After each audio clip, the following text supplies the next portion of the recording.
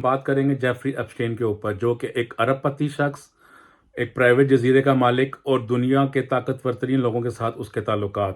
ان لوگوں میں Bill Clinton اور ڈونلڈ ٹرمپ شامل ہے۔ بل کلنٹن جو کہ اب سابقہ امریکہ کا صدر رہ چکا ہے، اور ڈونلڈ ٹرمپ جو اس ٹائم پہ کرنٹ امریکہ کا صدر ہے۔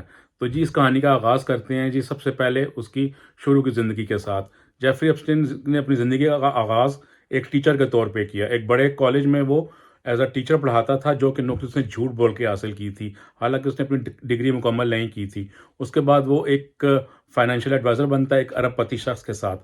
پھر اس شخص کی مدد سے اس کے تعلقات دنیا کے ڈفرینٹ طاقتور ترین لوگوں اور امیر ترین لوگوں سے بنتے ہیں، جن کو وہ فائنینشیل ایڈوائز کرتا ہے، اور وہاں سے پھر اس نے اپنی دولت اکٹھی کرنی سٹارٹ کر دی، اور آگے تعلقات بناتا گیا اور اس کے تعلقات جو آج کے ٹیک جائنٹس ہیں، بل گیٹس ہو گیا، ایلون مسک ہو گیا، اس کے ساتھ بھی شامل تھے۔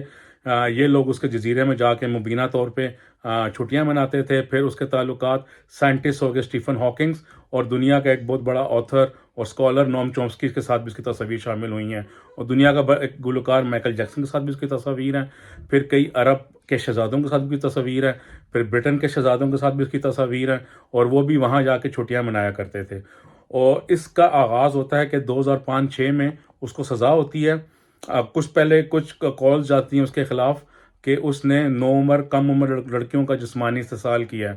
اپنے گھر کیلیفورنیا میں اس کا بہت بڑا مینشن تھا، وہاں سے پولیس اس کی کارروائی کا آغاز کرتی ہے، اور اس کو سزا بھی ہوتی ہے، اور سزا بھی اس کو اس طرح کی ہوتی ہے کہ 12 گھنٹے اس نے جیل کے اندر گزارنے ہوتے ہیں، صرف سونے کے لیے آتا ہے، اور 12 گھنٹے بعد وہ صبح جیل سے چلا جاتا تھا۔ لیکن اس نے اپنی سزا پوری بھی نہیں کی، اور اس کے بعد وہ چھوڑ دیا گیا۔ وہاں سے لوگوں کا خیال سٹارٹ ہوا کہ اس کے پیچھے بڑے بڑے لوگ شامل ہیں، لیکن پھر اس کی کچھ اور کمپلینس گئی، اور پھر وہ 2017 میں دوبارہ گرفتار ہوا۔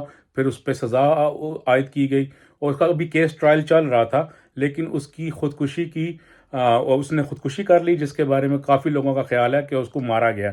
وہ خودکشی نہیں تھی، کیونکہ اس ٹائم کے کیمرے جو تھے، وہ کیمروں میں وہ جو ویڈیو تھی وہ ڈیلیٹ کر دی گئی، یا کیمروں کو ناکارہ بنا دیا گیا، جہاں سے لوگوں کے کافی زیادہ تحفظات سٹارٹ ہوئے۔ اس کے بعد اس کی کچھ فائلز آنا شروع ہوئی، جو اس کی ای میلز تھی وہ لیک ہونا شروع ہوئی، جو کہ ابھی تک 3.5 ملین اس کے جو پیجز ہیں وہ اس ٹائم پہ منظر عام پہ ہیں، جس نے پوری دنیا کو ہلا کے رکھ دیا ہے۔ اور اب سوال یہ اٹھ رہے ہیں، کیا وہ اکیلا شخص یہ ساری چیزیں کر سکتا ہے، یا اس کے پیچھے ایک منظم نیٹ ورک ہے؟ لازمی اس کے پیچھے ایک منظم نیٹ ورک ہے، جو کہ جن کے مقاصد کچھ اور ہیں۔ جن لوگوں کے مقاصد یہ تھے کہ ان بڑے بڑے لوگوں کو بلیک میل کیا جائے، اور جو ان کے مقاصد ہیں وہ حاصل کیے جائیں۔ اب ساری چیزیں اس تناظر کے گرد گھوم رہی ہیں۔ اس میں اس کی ایک گرل فرینڈ گلین میکسویل بھی شامل تھی، جو کہ یہودی ہے، جس کا ایک باپ بہت بڑا یہودی تھا، اور اس کو اسرائیل نے کوئی اعزاز بھی دیا تھا۔ اب مجھے صحیح پتہ نہیں اس کے بارے میں، لیکن اس نے اس کو اعزاز بھی دیا تھا۔ تو یہ ایک منظم نیٹ ورک تھا، اور یہ ایک منظم نیٹ ورک طریقے سے لوگوں کو بلیک میل کر کے اپنے مقاصد حاصل کر رہا تھا۔ اور اس کی کئی ویڈیو کیسٹس سامنے آئی ہیں، جس پہ اس کی کیسٹس میں اس نے نام لکھے ہوئے ہیں 9 لڑکیوں کے، اور ساتھ جس کی وہ ویڈیو تھی۔ تو کئی زیادہ ویڈیوز پولیس نے وہاں سے حاصل کی ہیں، اور ابھی یہ کیس چل رہا ہے، اور آگے دیکھتے ہیں اس کیس کے بارے میں کیا کیا ہو رہا ہے۔ لیکن اس کیس نے پوری دنیا کی عواموں کو ہلا کے رکھ دیا۔ شکریہ جی۔